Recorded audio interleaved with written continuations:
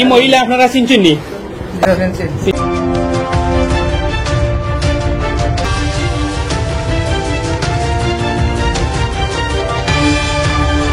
আপনার কি আমার জেঠালি। আপনি চিনছেন নি মহিলা? এটা তুমি চিনছো নি? এরা চিনো নি? তুমি চিনো নি গো? তুমি চিনছো নি? এরা চিনছো নি? তোমার কি গো? সহযোগিতায় গিয়া মহিলারে তারার আত্ম তুলিয়া দেওয়া গেছে। আসলে আলহামদুলিল্লাহ অনেক খুশির খবর। গত কালকে থাকিয়া আমরা জালালপুর এলাকার যে মহিলারা লইয়া আমরা জালালপুরের মুরব্বিয়ান যুব সমাজ বা বিশেষ করে ইউনিয়নের চেয়ারম্যান সাহেব মেম্বার সাহেব হকলে পেরেশানি করা যে মহিলার গার্জেনটা পৌঁছে দেওয়া লাগি। আলহামদুলিল্লাহ এখন গার্জেন্ট আইসেন বললে কার শাহবাজপুর থেকে তারা আইসেন এই মহিলারে আমরা এখন হস্তান্তর করবো। এখানে আমরা জালালপুর ইউনিয়নের মেম্বার সাহেব আছেন, এলাকার মুরব্বিয়ান আছেন, যুব সমাজ আছেন। এই মহিলারে পাইছেন নি? আমরা পাইছি। আপনার কোন এলাকা থেকে আইছেন? শাহবাজপুর থেকে আইছি। মহিলা আপনার কিতা হয়? মহিলা আমার জেঠালি। পাইছেন? অসুবিধা তো নাই? জি না, অসুবিধা নাই। কিতা ভাই পাইছেন তো? জি পাইছি।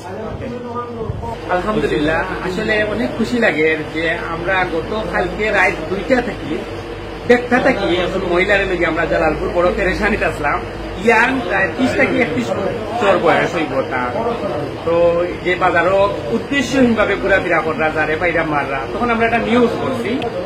নিউজ করার পরে অনেকে যোগাযোগ করার পরে আমরা সকালে খবর পাইছি যে তার বাড়ি বললে কাকসাবাজ এই মহিলা একটা ঘটনা আইসে আমরা তার কাছে হস্তান্তর করছি, তারা বুঝিয়ে নিচ্ছে।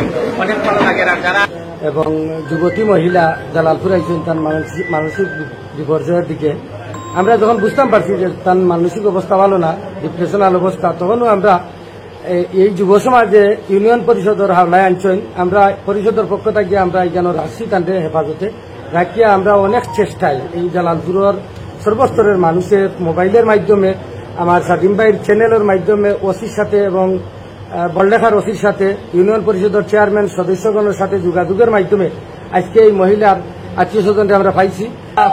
আল্লাহ শুকুর আদায় করে যে আমরা ওখান যে দায়মুক্ত হইতাম পারছি বা তারার যে আত্মীয়তা নিয়ে দিতাম পারছি, অটগম আল্লাহ শুকুর আদায় করে। বিশেষ করে আমার বাড়িতে শাহিন বা আমার প্রিয় ভাই শেবুল ভাই বা আমার ও ভাই সহ হোক আর একজন ভাই তাই দিন ধরে কষ্ট করা।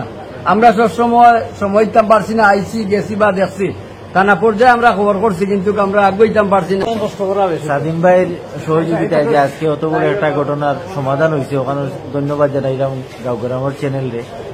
আর বিশেষ করে আমার গোলালপুরের যুব সমাজেরও ধন্যবাদ জানাইলাম যে অত বড় একটা জিনিসে হ্যান্ডেলিং করিয়া তারা গার্জেন পর্যন্ত আনিয়া এখানে পৌঁছেছে না। আর তাদের আমরা সহি সালামতে তার বাড়ি পৌঁছানোর মাধ্যমে আমরা একটা সুন্দর সবর পরামর্শ পাইছি।